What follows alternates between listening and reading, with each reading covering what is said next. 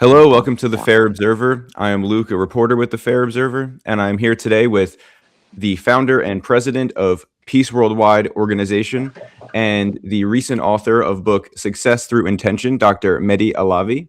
He is a lauded expert on both international studies and electrical engineering, and he frequently brings all of his expertise to contribute with us at the Fair Observer.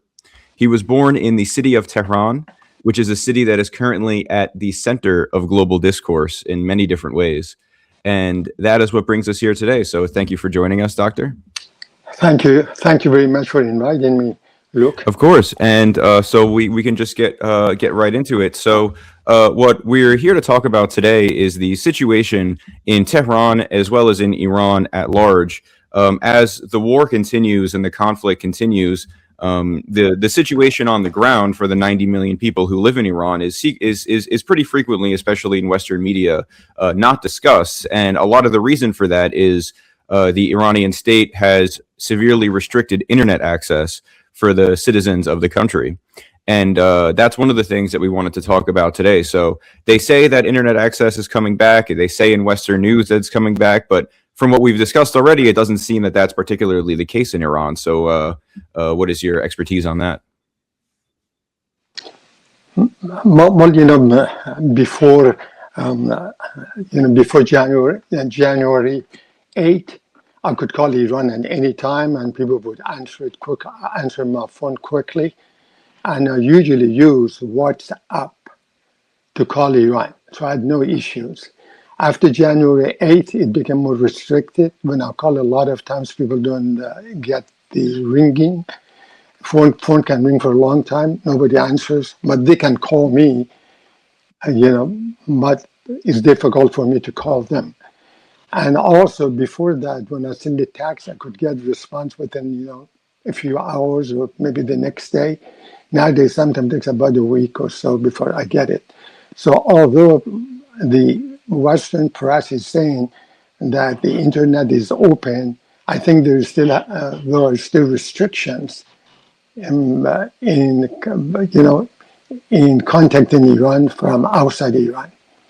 But inside Iran, they have a very good network of communication that several systems work successfully, and people have no issues to do that. I know that my relatives and friends try to contact me to make it available to me. One of the network inside Iran is called Bale, B-A-L-E, Bale. But every time they tried, it didn't work out. So I'm still very much dependent on WhatsApp or other methods to contact Iran. That's really interesting. So there's a lot of things that I haven't heard about, even having read a lot about this in the Western press. So you mentioned that in Iran there is a sort of intranet, so the communication with one another within the country that is inaccessible to outside sources. And to what extent is that being used to keep contact across the country in the midst of the conflict? Believe it or not, ballet is used successfully throughout Iran. People easily contact each other. And, it's been very, very successful. There are several other systems that are probably a little bit costly that people use, but they're not as popular as I see from outside as ballet. Got it. Okay, so that's the main one. That makes a lot of sense. So the fact that most communication is happening on ballet internally, but there's very little. You mentioned like WhatsApp is really challenging to get signal through to into and out of Iran. How do you think that the Western press would be reporting differently if we had more information from within Iran? Do you think that would be changing the outlook? That would change the reporting? Do you think that lack of information from the ground inside Iran influences that? I think the reason that Iran has restrictions on international communication is based on seeing that CIA, MI6, Mossad had misused the connection to reach opposition in Iran to cause issues inside country. As President Trump has noted, the CIA basically America has provided many weapons to Iranian opposition to stir up inside Iran. So Iran government is very, very careful all about communication to outside of the country or communication coming in. For that, they still have restrictions. The way I see it. So, that's very interesting. So, the main reason that the Iranian government has shut down international communication is because foreign intelligence was trying to agitate opposition within the country. Wow, that brings me to my next question. Aside from the internet question, or I guess somewhat related, in the state of the Iranian government, to my understanding, the Islamic Revolutionary Guard Corps has taken up a much larger role than they previously had, or at least a more evident role in the administration of the country ever since the conflict has begun, and the Ayatollah has been deceased, or the previous Ayatollah has been deceased. So, to what extent is the Revolutionary Guard Corps in control in Iran, and how does that impact daily life for Iranians? I think that the main reason that our Revolutionary Guard is in control because the people of Iran are supporting it. Almost every night to midnight, millions of people across Iran and almost all major cities come on the street in support of the Revolutionary Guard. So Revolutionary Guard became empowered by the people of Iran. And I think it was a big mistake when America attacked Iran, that really united Iran. They were fooled into thinking by attacking Iran on February 28th that people of Iran opposition, and with the weapon they have provided them, even if the number is very, very small, but with the weapon, everything that provided them, they can stir up the whole country and overthrow the government. But really, the Iranian, with over 5,000 years of history and kingdom, that united the country. And over many people who were not crazy about the government, they changed their mind and they turned in support of the government. Wow. And many of them go to midnight. Many of them, the people who contact me, they say, hey, they're outside to midnight, moving flag in support of the Revolutionary Guard. Wow. That's really fascinating because I know that, and I'm sure you've followed this to the same extent. Then for the first couple of weeks of the conflict, the news was saying, the president of the U.S. was on TV discussing, well, we hope for a regime change. Everybody thought for a while, particularly those in support of the conflict, believed that a U.S. intervention would kind of spur on opposition to the regime that was in Iran already, but it appears as though it's had the opposite effect, and that the Iranian people have rallied around the IRGC in response to a foreign incursion. Oh, I agree with you. I think American intelligence generally is not very good in regard to Iran. From 1953, that America overthrew the democratically elected government of Iran of Dr. Muhammad Mossadegh. It shows that America really does not understand Iranian culture. And it's not really surprising. You look at American civil culture is only about a couple hundred years old, 250 years old, that's coming in July 4th. Yet Iran is about 5,000, 6,000 years old civilization. So American, European do not understand Iran well. That makes a lot of sense. Yeah. They do not understand Iran. Wow. And is that like a family? Look at in the family, there are a lot of differences among a family. But if somebody outsider come and attack the family, usually even if the family members are having a lot of differences of opinion, they all unite. So and this is really natural. In Iran, it's very natural. Yeah. Especially for a country that has, like you said, so much history and like a history of independence, and that makes a lot of sense. So my other question, though, is now that the Iranian people have sort of rallied around the IRGC in response to a foreign invader, Do you think that the IRGC is going to stay in power, like their current setup, where they're more prominently in power? Do you think that they're going to have the support to continue that, even years in the years in the future after this particular conflict has ended, or do you think that there's going to be some kind of change in the government system as time goes on? In my opinion, the Revolutionary Guard is going to remain in power, becoming more powerful, and contributing to the advancement of the country. An area that has surprised everybody, all outsiders, the technology that Revolutionary Guard has used in advancing in military and missiles and all that.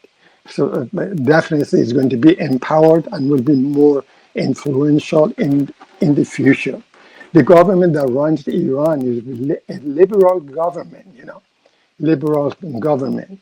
And despite that, you can see popularity of Revolutionary Guard.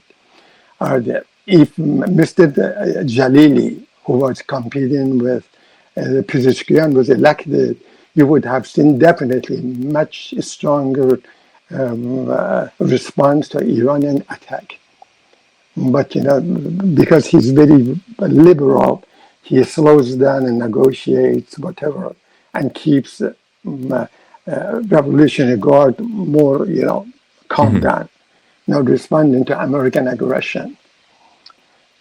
Iranian right now, majority of Iranian people, I read Iranian news.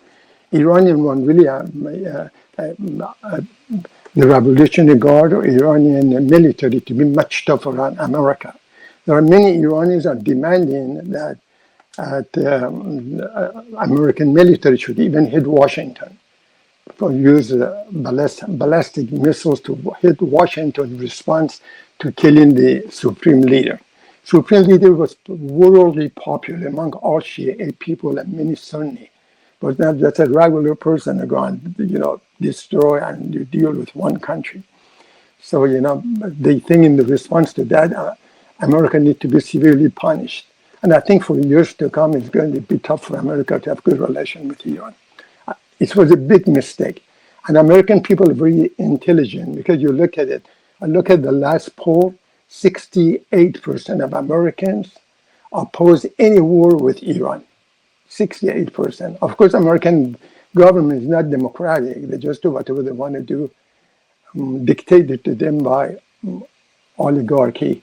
They continue doing it. But if it was really a democracy, true democracy, should have complied and carried the will of the people that majority do not want to work with Iran. Mm-hmm. Yes, of course. And I've certainly noticed a lot of opposition internally here to the war from most people I've spoken to. However, domestically in Iran, amongst the people, you've mentioned that there's some competing visions for IRGC governance at the top. And my question is, in a future where the IRGC has more power, like you and I have just discussed, what does the life for the average citizen look like in a post-conflict Iran? Are there going to be are they going to significantly change laws, cultural practices? How does that look? I think empowering and the Revolutionary Guard, I think, is going to advance Iranian life. Oh, really? In my opinion, because Revolutionary Guard are very much patriotic. They think only of Iran. The liberal government of Iran, whether it was Rouhani, this one, or Khatami, before him, they very much, they have the children, they have the relatives, all live in the West. They're very much Western oriented. They like the better relation with the West. Yet the Revolutionary Guard is focused completely about Iran, how Iran remain a powerful country. And for doing that, it improves the life of all Iranians. Mm-hmm. The way I see it. So that brings me to my sort of next question that I was interested in, which is from an economic perspective. I'm aware that currently in Iran, the people are facing runaway inflation, They're facing pressures with imports and exports, particularly of oil, but also really everything else. Economically, the country, is in quite tough times currently. So I wanted to ask you to speak a little bit about, to your understanding, how those economic pressures are impacting the Iranian citizens, and where that goes in the future. Since sanctions started 47 years ago under Jimmy Carter, Iranian life became tougher and tougher and tougher. Inflation is very bad in Iran, very bad. For instance, something that cost $1 last year now costs about $2 to buy Wow. it. Therefore, a lot of people are really financially struggling and struggling. But when they look at it that they're losing their country or putting up with poverty, I think majority of people, even the poor people, they rather support their country. Yeah, and also another thing in Iran, which is not in America.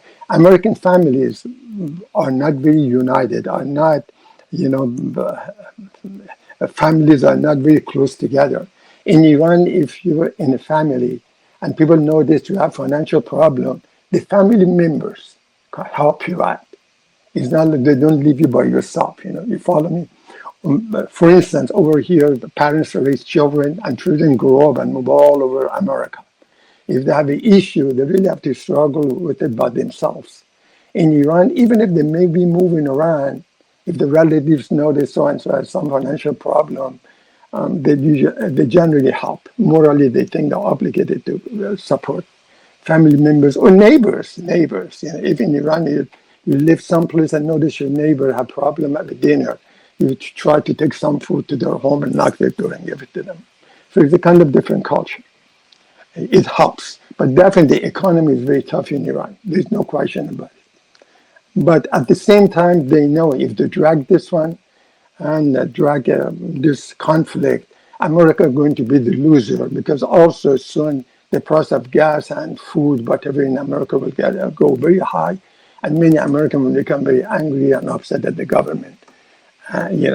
So the plan was to overthrow the Iranian government, but gradually, the way Iranian intellectuals see it, is going to overthrow the U.S. government in the process. Wow. Is a price Iranians are willing to pay to see that U.S. government is overthrown. Overthrown. And many Americans are supporting it. Yeah, overthrown. Once the price of gas goes to about $10 a gallon, and I'm pretty sure the pressure is going to build up very much. And projection from American analysts is that in November, most likely Democrats are going to be elected. Whether Trump likes it or not, they're going to probably impeach him. He's going to fall. He's going to fall. Okay. He's going to fall. Yeah. So that's the way Iranian looks at it. So it's worth to go through the hardship if the result is punishing the government, aggressive government that attacked Iran. That makes sense. Unprovoked. So it's, in other words, one way that the Iranian consciousness is interpreting the economic trouble is that by kind of getting through it and weathering the storm and keeping and the situation continues. That situation will ultimately lead to Trump losing significant amounts of power come the midterms in the U.S. Right. That makes sense. And also to many Iranians, they think that Zionists are running America, and they think by punishing Trump, maybe they reduce the power of Zionism in America, and that's the way they look at it. And the majority of Iranians really want tougher stand against America, much tougher stand. But I said the liberal government in power in Iran calms it down, tries to, slows it, negotiate, brings it up. And the majority of Iranians right now do not want any negotiation with America. It's the Iranian public. Yet the Iranian liberal government says, hey, we're open to negotiation, and we're willing to fight if you attack, but also we're open to negotiation. Wow. So you see kind of, yeah. Yeah, Wow. So the mood in Iran is predominantly one of we're going to stick it out, we're going to weather the storm. you stick it at punish America, punish American allies, overthrow the governments in the region. If many Iranians are demanding government to overthrow the government of United Arab Emirates, Bahrain, and Kuwait. They want those to be overthrown, and they want Iranian military to even go in and capture, all Americans and all, overthrow the government. Yet the liberal government of Iran, which president of it is the head of the committee which decides on the war. The way the constitution within Iran is clear that the president of Iran is the president of the committee which decides on war. And, and majority members of that committee are from the government. So they like to negotiate. Mm-hmm. They leave the door open for negotiation. But if you look at the average Iranian majority, overwhelming for sure, over 50%, they want U.S. to be severely punished. Wow. So it sounds like the U.S.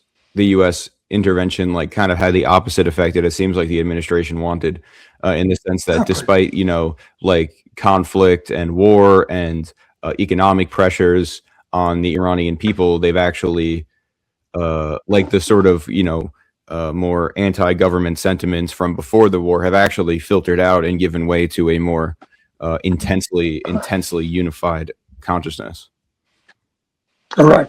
Before before February 28th, the Strait of Hormuz was open.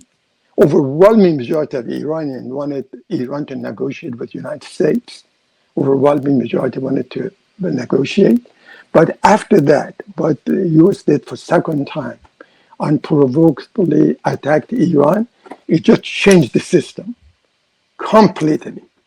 An overwhelming majority of people at the other end, they want U.S. to be punished. They want all the allies of U.S. to be punished in the region. And many of them openly they say they want to see Iranian forces to capture Bahrain, United Arab Emirates, and Kuwait. So it extends. And those governments, by the end of this, in my opinion, my projection is some of these governments will fall. Oh, really? By the end of it. And U.S. will be clear from that area, And on the last U.S. attack, that lasted, I think, about 39 days or whatever. For the last 9 or 10 days of the U.S. was begging Iran through different countries, Italy, Pakistan, and some other countries, Egypt, begging Iran to stop the war. Let's stop, pause. And Iran finally agreed under the condition, provided 10 conditions to the United States. And under those conditions, with the stop, and U.S. Led by President Trump, they agreed to base the negotiation on those 10 items, and that's how the war is stopped. Otherwise, Iran would have continued the war. Mm-hmm. Wow. Iran is in the winning position right now. Winning position. They know the victor. Mm-hmm.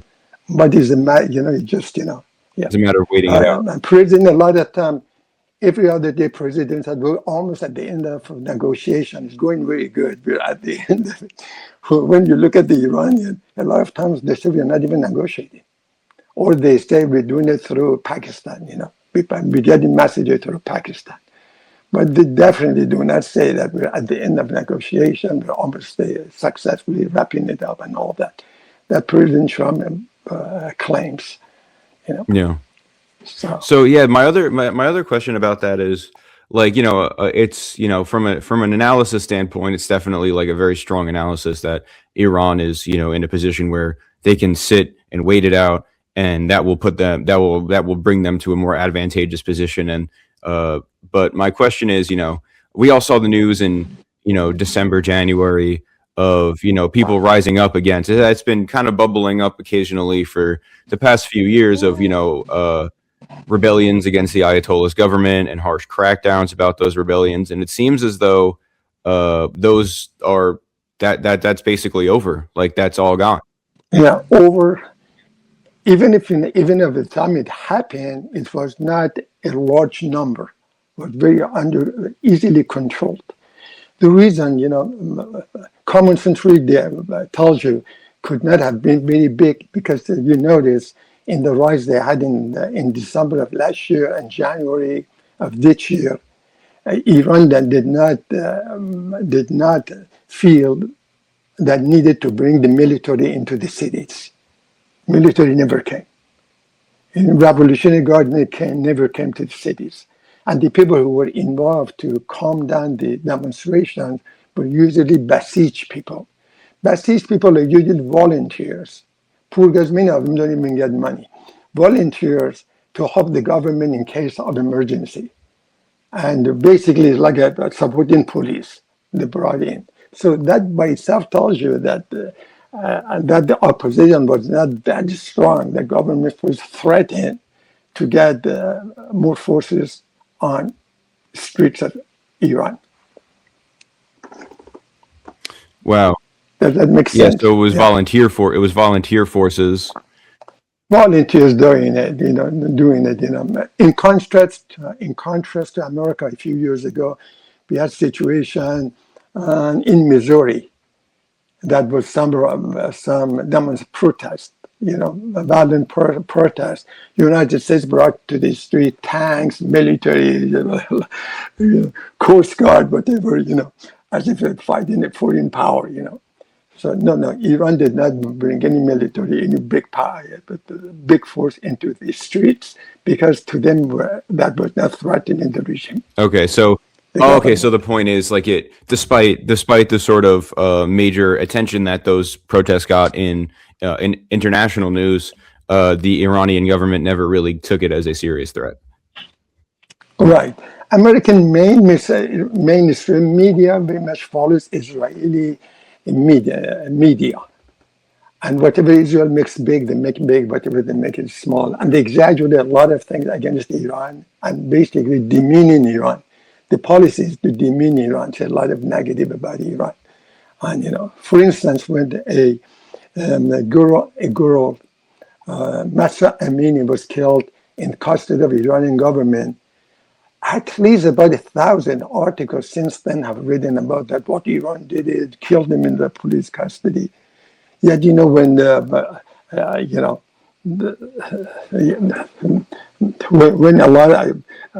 when America attacked the school in Iran, Minab school, and evaporated, massacred and evaporated 168 girls, and including put everybody together, about 180 people, hardly is covered in American press.